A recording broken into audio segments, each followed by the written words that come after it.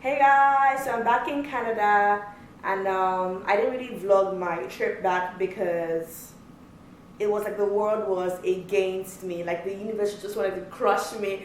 I was like, oh my God, God, you need to deliver me from this night. But before I get into that gist, let me shout out my girl. Thank you, Dory, for having me. I really appreciate it. She really had time for me, showed me around, drove me everywhere. Mwah, mwah, mwah, mwah, mwah. Thank you. So on to the gist, you guys. Me coming back to Canada was a headache and more. So living in South Carolina, so my trip was South Carolina to Chicago, then Chicago to Toronto. So living in South Carolina, we were meant to start boarding at 4:57. I was meant to take off at 5:22. By 5:22, the plane hadn't even come yet. 5:30, the plane wasn't even here yet, so we're all seated down. And my layover in Chicago was 41 minutes for me to get to Chicago and transfer to my plane to Toronto. So the plane in South Carolina finally came. I think bad weather and all that finally came. We boarded, everything was okay. So as we're getting to Chicago, I asked the flight attendant if he knew like what gate I would be getting my plane to Toronto, and he told me that the gate wasn't too far, but it was in the same terminal. I didn't have to get a shuttle, so I'm like, good. So immediately the plane landed, I had like less than 10 minutes from the plane to the gates that I had to get my plane to Toronto. I ran my life. Like, I have never run that much in my whole life. I ran. I got to the gate and I said, Toronto, and he said, he will go check. And when he came back, he said the door has been closed. I'm like, I can still see the plane there. And he said, sorry ma'am, the engine has already started, and it's because it's international. We cannot do anything about it. I'm like, oh my God, like I was already crying. I was like, oh my God. I ran so much, I was out of breath. I was just like, oh my gosh. Because I was meant to if I got on that plane, I was meant to get to Toronto at 9:50. So I was thinking, when am I going to get home? When am I going to get home? I was just crying. I was just so tired. I'm like, oh my God, I was frustrated. So the guy told me to go to customer service. I went to customer service. I told them my flight left late from South Carolina, so that's why I couldn't get on my plane to Toronto. So she told me that, okay, she looked at her computer and she said no flights again to Toronto tonight. So she issued me another ticket, and and she told me my next flight is 9 a.m. in the morning. And this was around 7. So I was going to be in the airport for over 12 hours. So she told me boarding will start 8 something and my flight will be 9 a.m. in the morning. So I just took the ticket. I'm like, I put in my passport and I just walked away. I was so pissed. I was angry. I'm like, oh my God, like this is not the plan for tonight. This was not the plan. I was frustrated. I was tired. I'm like, oh my God, what am I gonna do? What am I gonna do for over 12 hours in the airport? Doing what? I was thinking, oh my God, what am I gonna do? And the funny thing is, in the Chicago airports, they only have 30 minutes free Wi-Fi. I'm like, what am I gonna do after the 30 minutes free Wi-Fi? I was just like crying. I was frustrated. So I talked to my friend for a bit and we talked about it, that maybe I should go stay in a hotel nearby. So I went back to the customer service, United customer service, and I asked them that about would I be able to get my my luggage with me, and if I leave the airport, would I have to recheck in and all that? I asked for all the things before I left the airport. So the woman told me, your flight is leaving in 10 minutes. I'm like, what? I'm like, the woman told me the next flight is 9 a.m. in the next morning. There's no flight for tonight. She said, no, it's leaving now. I'm like, what? So, and I had to take a shuttle.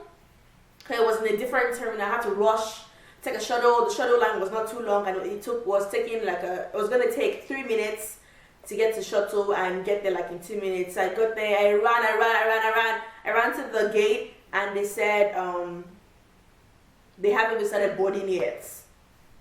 I'm like, okay, cool. I had some hope. I was excited. Then I'm like, oh my God, I'm gonna get back home tonight. So this plane was meant to leave about 9:09, and at 9:15 9:15 was still sitting down. Nothing. They didn't announce anything. About 9:30, they said they're changing the crew and the pilots. I'm like, cool. So I went to get something to drink. I got something to buy. I think I got like a sandwich. Yeah, I got a BLT. So I was waiting. I was chilling, looking at the gate, eating my food, looking that this plane is not leaving without me. So they now announced that we're gonna start boarding soon. After